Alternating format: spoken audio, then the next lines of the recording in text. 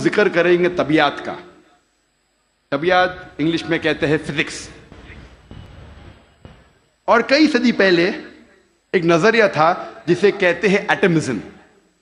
اور 23 صدی پہلے گریکس پرٹیکولرلی ڈیموکریٹس ان نے یہ ایٹمزم کے بارے میں سب سے پہلے کہا, ایٹمزم کے نظریے کے بارے میں,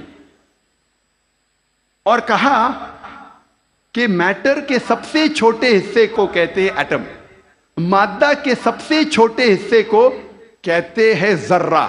عربی اور اردو میں ایٹم کو کہتے ہیں ذرہ. اور اس وقت انسان یہ سوچتے تھے کہ ذرے کو تقسیم نہیں کیا جا سکتا.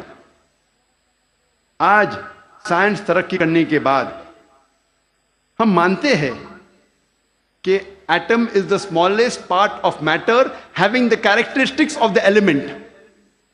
ذرہ مادے کا سب سے چھوٹا حصہ ہے جو ایلیمنٹ کے کریکٹرسٹکس رکھتا ہے, لیکن یہ ذرہ تقسیم کیا جا سکتا ہے into protons, electrons, neutrons. قرآن مجید میں ذرے کا ذکر ہے تو لوگ سمجھیں گے قرآن مجید آؤٹ ڈیٹڈ ہے, یہ پرانی کتاب ہے. ذرے کا ذکر ہے ابھی آؤٹ ڈیٹڈ ہے. قرآن میں ذرے کا ذکر ہے لیکن ذرے کے آگے کیا لکھا ہے وہ بھی ہمیں دیکھنا چاہیے.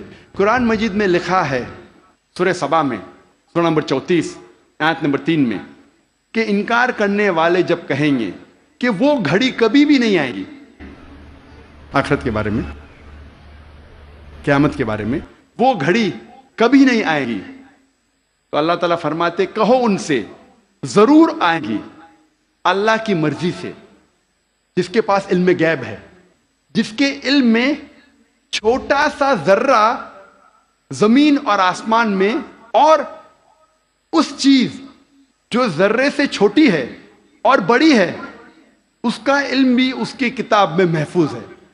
تو قرآن مجید میں لکھا ہے کہ ذرے برابر چیز کا علم ہے اللہ کے پاس, اور ذرے سے چھوٹی چیز اور بڑی چیز کا علم بھی ہے. اور یہ انفارمیشن, یہ خبر دہرائی گئی ہے سورہ یونس میں سورہ نمبر 10 آیت نمبر 61 میں کہ اللہ سبحانہ و تعالی کے علم میں ہے ذرے جیسی چیز جو آسمان اور زمین پہ ہے, اور وہ چیز جو ذرے سے بھی چھوٹی ہے اور ذرے سے بڑی ہے اس کے کتاب میں محفوظ ہے. تو قرآن آؤٹ ڈیٹڈ نہیں ہے, قرآن اپ ٹو ڈیٹ ہے. قرآن پرانی کتاب نہیں بٹ الحمدللہ جدید کتاب ہے. اب ہم ذکر کریں گے واٹر سائیکل کے بارے میں, پانی کے چکر کے بارے میں. ہم جو اسکول میں پڑھتے ہیں واٹر سائیکل کے بارے میں, پانی کے چکر کے بارے میں, سب سے پہلے اس جدید پانی کے چکر کا ذکر کیا تھا سر برنارڈ پیلیسی نے سن 1580 میں. اور ہم جانتے ہیں, ہم نے اسکول میں پڑھا ہے کہ water evaporate from the ocean, پانی سمندر سے بھاپ بن کے اوپر جاتا ہے, جڑ کے بادل بنتا ہے, بادل جڑتے ہیں اور اندرونی حصے میں ہوا کے ذریعے جاتے ہیں, پھر ان کی تقسیم ہوتی ہے اور پانی بادل سے برستا ہے. بارش برسنے کے بعد یہ پانی نہر بن کر, اسٹریم بن کے, لیک بن کے پھر سے جاتا ہے سمندر میں, اور یہ پانی کا چکر کمپلیٹ ہوتا ہے. پہلے لوگ کو 16ویں صدی کے پہلے اس کا علم نہیں تھا. 7 صدی قبل مسیح تھیلز آف ملیٹس نے کہا تھا یہ بارش کیسے آتی تھی, یہ جو اوشن کا سپرے ہے, سپرے آف دی اوشن, ہوا سے اٹھاتی تھی اور اندرونی حصے میں بارش جیسے برساتی تھی. یہ لوگ سمجھتے تھے بارش اس طریقے آتی تھی. لوگ کو یہ نہیں پتا تھا کہ زمین کے نیچے جو پانی ہے وہ کیسے جمتا تھا. کئی نظریہ تھے. لوگ پہلے سوچتے تھے کہ یہ ہوا کا دباؤ پانی پہ, سمندر پہ, پانی کو زمین سے نیچے لے جاتا تھا اور اس طریقے سے زمین کے نیچے پانی آتا تھا. لوگ پہلے یہ سمجھتے تھے at the time of Pluto کے وقت کہ یہ پانی ایک خفیہ راستے سے واپس جاتا تھا سمندر کی طرف, سمندر میں secret passage, the great abyss, known as the Tartarus at the time of Pluto. ایک خفیہ راستے سے پانی زمین کے نیچے سے جاتا تھا سمندر میں, اسے کہتے تھے گریٹ ایبس ٹارٹرس. اور یہ لوگ سمجھتے تھے 16ویں صدی تک. 18ویں صدی میں ڈیسکارٹس بھی اس بات کو تسلیم کرتا تھا, اور 19ویں صدی میں ایرسٹوٹل کا نظریہ بھی لوگ سمجھتے تھے صحیح ہے کہ viper was picked up and it condensed in mountain caverns which gave rise to underground lakes which was the source of water for the springs. یہ پانی کی بھاپ پہاڑ میں جم جاتی تھی اور پھر زمین کے نیچے بنتے تھے تالاب جو سپرنگز کو پانی دیتے تھے. یہ تالاب, انڈر گراؤنڈ تالاب جو ہے, سپرنگز کو پانی دیتے تھے. آج ہم جانتے ہیں یہ جو زمین کے نیچے پانی ہے, یہ اصل میں جب بارش کا پانی گرتا ہے زمین پہ جو کریکس ہوتے ہیں اور سورسز کے ذریعے, کریکس کے ذریعے یہ پانی نیچے جاتا ہے. قرآن مجید میں اس کا ذکر ہے سورہ الزمر میں, سورہ نمبر 39 آیت نمبر 21 میں. اللہ سبحانہ و تعالی آسمان سے پانی برساتا ہے اور زمین میں جس میں کریکس ہے اس کے ذریعے زمین میں پانی دیتا ہے, اور جو بوئی ہوئی زمین ہے وہ رنگ برنگی ہو جاتی ہے. It brings various colours of sown field. اللہ تعالیٰ فرماتے ہیں سورہ روم میں, سورہ نمبر 30 آیت نمبر 24 میں کہ اللہ سبحانہ و تعالیٰ آسمان سے بارش برساتا ہے اور مری ہوئی زمین میں جان ڈالتا ہے.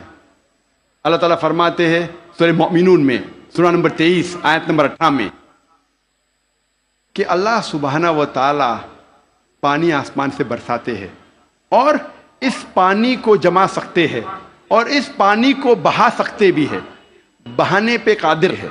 Allah can store the water as well as drain it.